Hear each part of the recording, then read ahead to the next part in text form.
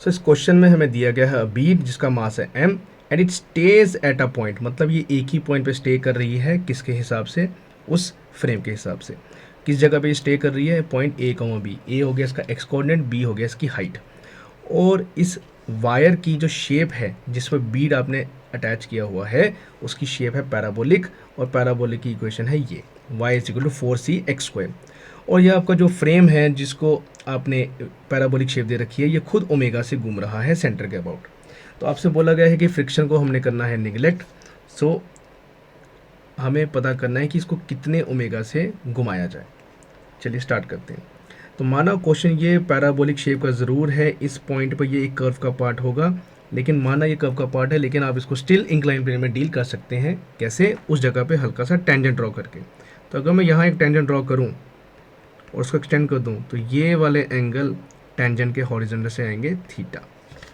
Okay, सो हमें अब tan theta या इस थीटा की रिलेशन निकालना पड़ेगा, और टैन थीटा निकालना बड़ा आसान है because tan theta is basically D Y by D X. तो tan theta is basically D Y by D X, और हमें वाई की इक्वेशन आई थिंक गिवन है। तो अगर मैं उसी वाई की इक्वेशन को डिफ्रेंशिएट कर दूँ एक्स के साथ तो मुझे स्लोप मिल जाएगा, दैट इज टैन थीटा। तो वो हो जाएगा आपका 8cx। तो this is our tan theta.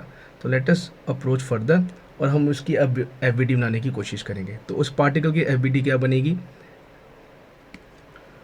सो ये एक एफ है जो उस पार्टिकल की बन सकती है अगर हम रोटेटिंग फ्रेम में बैठकर या रोटेटिंग फ्रेम के हिसाब से उसको देखें। और आपको पता ही है जो रोटेटिंग फ्रेम है वो आपका एक नॉन इनर्शियल फ्रेम भी होगा, इसलिए मुझे एक सूडो फोर्स भी लगानी पड़ी जो कि सेंटर से अवे है।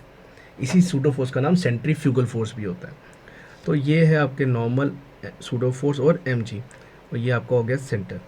तो बॉडी आपकी इक्विलिब्रियम में है फ्रेम के हिसाब से, तो हमें नॉर्मल के कंपोनेंट लेने पड़ेंगे।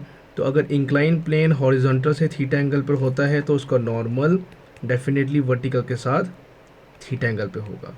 तो अगर हम इसको दोबारा इसके कंपोनेंट्स लें नॉर्मल के, तो नॉर्मल के दो कंपोनेंट आएंगे। तो एक आएगा n cos ऑफ थीटा जो आपके वर्टिकल फोर्स mg को बैलेंस कर रहा होगा, और एक आएगा आपका n sin ऑफ थीटा जो आपकी सूडो फोर्स जिसका नाम सेंट्रीफ्यूगल है उसको बैलेंस करना पड़ेगा। और आपको ये पता है सेंट्रीफ्यूगल फोर्स कब लगाई जाती है, जब आप रोटेटिंग फ्रेम में बैठकर क्वेश्चन को ऑब्जर्व करें। तो हमारे पास आ गया ये सारी फोर्सेज। अब हमें इनको करना पड़ेगा डिवाइड, एक इक्वेशन हॉरिजॉन्टल की, एक इक्वेशन वर्टिकल की। So tan theta is equal to omega square R by G. तो ये है आपकी इक्वेशन। आई थिंक टैन थीटा आपने निकाल ही लिया था। टैन थीटा की वैल्यू थी 8cx, और r आपका क्या हो जाएगा, r आपका वो रेडियस है जिस पर आप लोकेटेड हैं, तो ये भी आपका हो जाएगा x। तो आफ्टर सॉल्विंग x और x हो गए कैंसिल, हमारे पास क्या इक्वेशन आ गई ओमेगा की 8cg का under root. This is going to be over omega.